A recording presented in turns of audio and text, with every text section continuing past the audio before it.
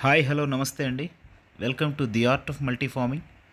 ఈ మల్టీ ఫార్మింగ్లో భాగంగా పామాయిల్ తోటలో ఈ సన్నజీవాలకు సంబంధించి మేకలు, గొర్రెలు, అలాగే నాటుకోళ్ళుకి ఎలివేటెడ్ షెడ్ వేసుకోవడం జరిగిందండి. ఈ లెఫ్ట్ సైడ్లో చూసినట్లయితే షెడ్ ఇందులో చాఫ్ కట్టరు, అలాగే కొంత దానా ఇవి పెట్టుకుంటాం. రైట్ సైడ్లో చూస్తే నాటుకోళ్ళు ఉంటాయండి. పగలంతా ఫ్రీ రేంజ్లో తిరుగుతూ ఉంటాయి. రాత్రులు అందులో మనం వెదురు కర్రలు కట్టాం, వాటి మీద ఉంటాయి. ఇది వచ్చేసి రాట్నాలకుంట గ్రామం పక్కనే రాయన్నపాలెం గ్రామ పంచాయతీలో రాట్నాలమ్మ తల్లి గుడి దగ్గరలో ఒక 6 కిలోమీటర్ దూరంలో ఉంటుందండి. ఇది ఒక పామాయిల్ తోటలో మొక్క తోట. ఇందులో ఈ షెడ్ వేయడం జరిగింది.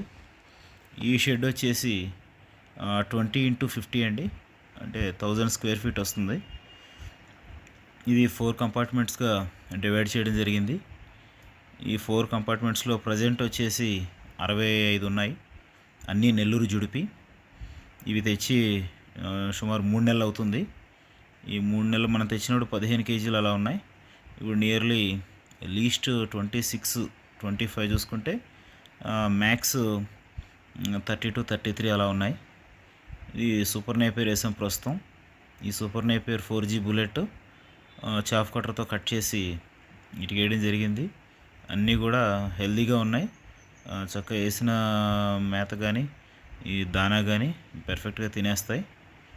మార్నింగు ఈవినింగ్ దానా ఇస్తాం, మధ్యలో 2-3 సార్లు ఈ గ్రాస్ ఇస్తామండి. ఇదంతా కూడా ఎలివేటెడ్ షెడ్ అవ్వడం వల్ల ఈ లిటర్ అంతా కూడా ఈ స్లేట్స్ ద్వారా ఈ గ్యాప్స్ నుంచి కింద పడిపోతూ ఉంటుంది. హైజీనిక్గా ఉంటుంది. స్మెల్ కూడా ఏమీ రాదు. అలాగే ఈ వాటర్ కూడా ఏ క్యాబిన్కి ఆ క్యాబిన్లోనే వాటర్ కూడా ఉంటుంది. వీటితో పాటు మేకలు కూడా తీసుకొచ్చామండి. ఒక 10 మేకలు కూడా ఉన్నాయి. ఈ 10 మేకలు కూడా యాక్చువల్గా ప్రతిరోజు వీటిని సాయంత్రం పూట బయట అలాగా ఓపెన్లో కూడా తిరుగుతూ ఉంటాయి.